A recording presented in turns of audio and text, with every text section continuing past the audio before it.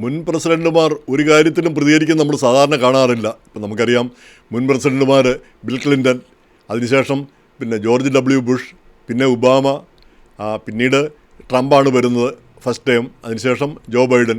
അപ്പം മുൻ പ്രസിഡന്റുമാർ ഇവർ കാര്യമായിട്ടൊന്നും സംസാരിക്കാറില്ല. ഒരു കാര്യവും അവരുണ്ടാക്കിയ നയങ്ങൾ അവർക്ക് ശേഷം വരുന്നവർ തട്ടിത്തെറിപ്പിക്കുമ്പോഴും മാറ്റിമറിക്കുമ്പോഴും അവർ അതിനെപ്പറ്റി പ്രതികരിക്കുന്ന പ്രശ്നമേ ഉദിക്കാറില്ല. ഉദാഹരണത്തിന് പിന്നെ ഒബാമയുടെ കാലത്ത് ഇറാനുമായിട്ടൊരു നല്ല ബന്ധം സ്ഥാപിക്കാനായിട്ട് ശ്രമിച്ചതാണ്. നേരെ മറിച്ച് ട്രംപിൻ്റെ ഫസ്റ്റ് ടൈമിൽ അത് നേരെ മറിച്ചായി. ട്രംപ് പിന്നെ ഇറാനെതിരെ അമേരിക്ക ശക്തമായിട്ട് രംഗത്ത് വന്നു. ഇപ്പോഴിതാ ഇറാൻ്റെ ഭരണകൂടത്തെ തന്നെ മാറ്റിമറിക്കുന്നതിനുള്ള ശ്രമങ്ങൾ നടക്കുന്നു. അപ്പോൾ ആ നിലപാടുകൾ ഓരോ പ്രസിഡന്റ് വരുമ്പോഴും ആ നിലപാടുകൾ മാറുന്നു. അതുപോലെ തന്നെ വേറൊരു നിലപാട് മാറ്റമാണ് കണ്ടത്. ഈ ഒബാമയുടെ കാലത്ത് ഗ്രീൻ ഹൗസ് ഗ്യാസ്, അതായത് ഈ വാഹനങ്ങളിൽ നിന്നും മറ്റുമുള്ള പുക ഉയരുമ്പോൾ അത് ഗ്രീൻ ഹൗസ് ഗ്യാസിനെ ബാധിക്കുന്നു, അത് പിന്നെ പരിസ്ഥിതിയെ ബാധിക്കുന്നു, പരിസ്ഥിതി മാറ്റം ഉണ്ടാക്കുന്നു, നമുക്കെല്ലാം ദോഷകരമായി മാറുന്നു, കാലാവസ്ഥ വ്യതിയാനമുണ്ടാക്കുന്നു എന്നതിൻ്റെ പേരിൽ വാഹനങ്ങളിലെല്ലാം നിയന്ത്രണങ്ങൾ കൊണ്ടുവന്നു. അതായത് ഈ പുക അനിയന്ത്രിതമായിട്ട് പുറത്തേക്ക് പോകരുത്, അതിനുള്ള സംവിധാനം ഉണ്ടാക്കണം. അപ്പോൾ അതിനുള്ള സംവിധാനം നമുക്കറിയാം. ഇപ്പം അമേരിക്കയിലെ വാഹനങ്ങളിൽ പുകയല്ല പോകുന്നത്, അതൊരു വെള്ളമായിട്ട് അങ്ങ് പോവുകയാണ് ചെയ്യുന്നത്, എന്തോ ആൾട്ടർനേറ്ററൊക്കെ ഉപയോഗിച്ച്. അപ്പോൾ ആ സംവിധാനം ഉണ്ടാക്കാൻ ഏതാണ്ട് പിന്നെ അതിന് നല്ലൊരു തുകയാവുന്നു എന്നാണ് പറയുന്നത്. അപ്പം ആ സംവിധാനമൊന്നും വേണ്ടാന്ന് ഇപ്പോൾ ട്രംപ് ഭരണകൂടം ഉത്തരവിട്ടിരിക്കുന്നു. അപ്പോൾ അങ്ങനെ വരുമ്പോൾ ഒരു കാറിന് $2400 വെച്ച് കുറയുമെന്നാണ് വൈറ്റ് ഹൗസ് പറയുന്നത്, ഒറ്റ കാറിന് മാത്രം. അപ്പോൾ അങ്ങനെ ഒരുപാട് പിന്നെ പണം ലാഭിക്കാൻ കഴിയും. അതുപോലെ തന്നെ വാഹനം ഇടയ്ക്ക് നിൽക്കുമ്പോൾ നമുക്കറിയാം, റെഡ് ലൈറ്റിലും മറ്റും നിൽക്കുമ്പോൾ വാഹനം അങ്ങ് നിൽക്കും. എന്നിട്ട് പിന്നെ വീണ്ടും നമ്മൾ ഗ്യാസ് കൊടുക്കുമ്പോൾ, പിന്നെ ഗ്രീൻ ലൈറ്റ് വരുമ്പോൾ ഗ്യാസ് കൊടുക്കുമ്പോൾ ഉടനെ വണ്ടി സ്റ്റാർട്ടായിട്ട് പോകും. അപ്പോൾ അതിനും സർക്കാർ കുറേ ക്രെഡിറ്റൊക്കെ കൊടുത്തിരുന്നതാണ്, പക്ഷെ അതും നിർത്തലാക്കി. അപ്പോൾ ഇങ്ങനെയൊക്കെയുള്ള കാര്യങ്ങൾ നടക്കുന്നു. നമ്മൾ പിന്നെ മുൻ ഭരണകൂടങ്ങൾ ചെയ്ത കാര്യങ്ങൾ പലതും പിന്നാലെ വരുന്നവർ മാറ്റിമറിക്കുന്നു. അപ്പോൾ അതിനെപ്പറ്റിയൊന്നും അവർ സാധാരണ സംസാരിക്കാറില്ല.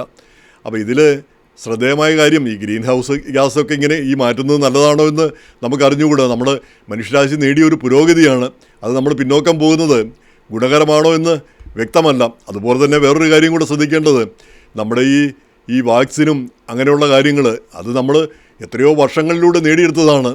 അതെല്ലാമാണ് നിഷ്പ്രയാസം വാക്സിൻ്റെ പ്രാധാന്യമെല്ലാം കുറച്ച് ഇത്രയധികം വാക്സിനൊന്നും എടുക്കേണ്ടതില്ല എന്നുള്ള രീതിയിൽ പുതിയ പിന്നെ ഈ ഹ്യൂമൻ പിന്നെ HHS സെക്രട്ടറി നമ്മുടെ റോബർട്ട് എഫ് കെന്നഡി അദ്ദേഹം ചെയ്തിരിക്കുന്നത്. അപ്പോൾ ആ വാക്സിനുകളും മറ്റും ഇല്ലാത്ത ഒരവസ്ഥ വന്നാൽ, കുറഞ്ഞു വന്നു കഴിഞ്ഞാൽ അതൊക്കെ പിന്നെ പുതിയ തലമുറയെ എങ്ങനെ ബാധിക്കുമെന്ന് നമ്മൾ കണ്ടറിയേണ്ട കാര്യമാണ്. അപ്പോൾ ഏതായാലും പിന്നെ ഇതൊന്നുമല്ല ഇവിടുത്തെ പ്രശ്നം. പിന്നെ കഴിഞ്ഞ ദിവസം ഈ വൈറ്റ് ഹൗസ് ഒബാമയെയും ഭാര്യ മിഷേൽ ഒബാമയെയും കുരങ്ങുകളായിട്ട് പിന്നെ ഉള്ള 2 കരിക്കേച്ചർ എവിടുന്നോ കിട്ടിയത് വൈറ്റ് ഹൗസ് അത് ഷെയർ ചെയ്തു. അപ്പോൾ അതിനെതിരെ വ്യാപകമായിട്ടുള്ള പ്രതിഷേധം ഉയർന്നു. പിന്നെ ഒരു 12 മണിക്കൂറിന് ശേഷമാണ്, പ്രതിഷേധം ഉയർന്നിട്ട് കൂടി 12 മണിക്കൂറെടുത്തു അത് പിന്നെ നീക്കം ചെയ്യാനായിട്ട്. അതിന് പിന്നെ അപ്പോളജി ഒന്നും ഉണ്ടായില്ല, അതിന് ക്ഷമാപണമൊന്നും ഉണ്ടായതായിട്ടും കണ്ടില്ല. അപ്പോൾ അതിനെപ്പറ്റിയാണ് ഒബാമ പ്രതികരിച്ചത്. അപ്പം പിന്നെ അതിൻ്റെ കൂടെ ഒബാമ പറഞ്ഞതാണ് അതിനേക്കാൾ ഏറ്റവും പ്രധാനം. അപ്പോൾ ഇതാദ്യം പറയാം. അപ്പോൾ ഒബാമ പ്രതികരിച്ചത്, ഇപ്പം വൈറ്റ് ഹൗസ് ഇപ്പോൾ ഒരു ക്ലൗൺ ഷോ ആയി മാറിയിരിക്കുന്നു, അതായത് ഒരു കോമാളി പിന്നെ പരിപാടിയായി മാറിയിരിക്കുന്നു.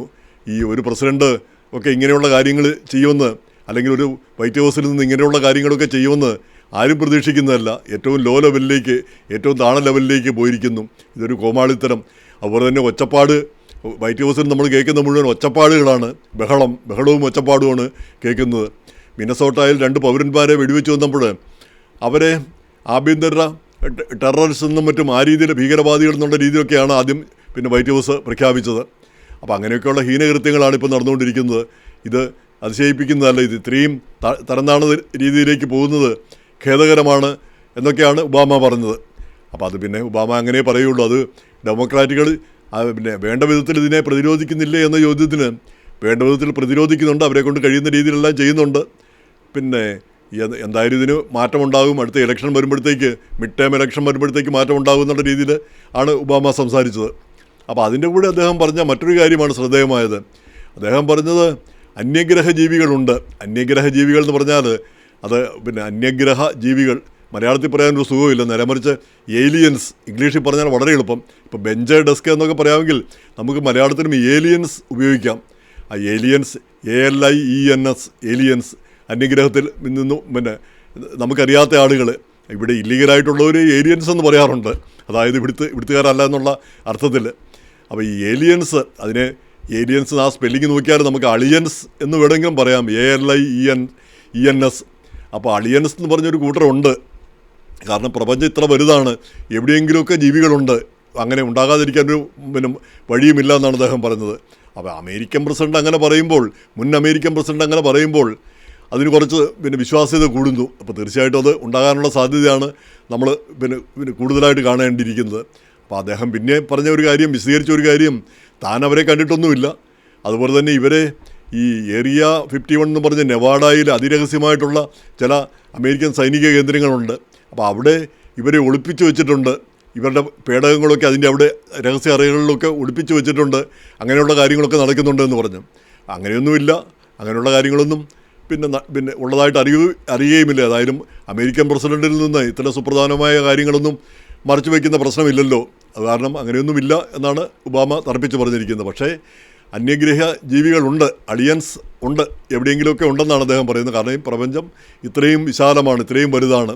ഇത് നമ്മുടെ പോലെയുള്ള ധാരാളം സൗരയൂഥങ്ങളും ധാരാളം സൂര്യനുകളും എല്ലാം ഉണ്ട്.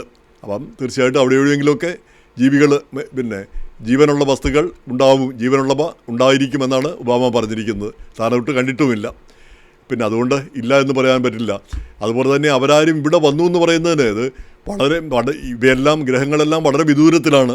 കാരണം അവരാരെങ്കിലും ഇവിടെ വന്നിരുന്നു അല്ലെ വരുന്നുണ്ട് എന്ന് അത് വിശ്വസിക്കാനും ബുദ്ധിമുട്ടുണ്ട് എന്നാണ് ഒബാമ പറഞ്ഞിരിക്കുന്നത്.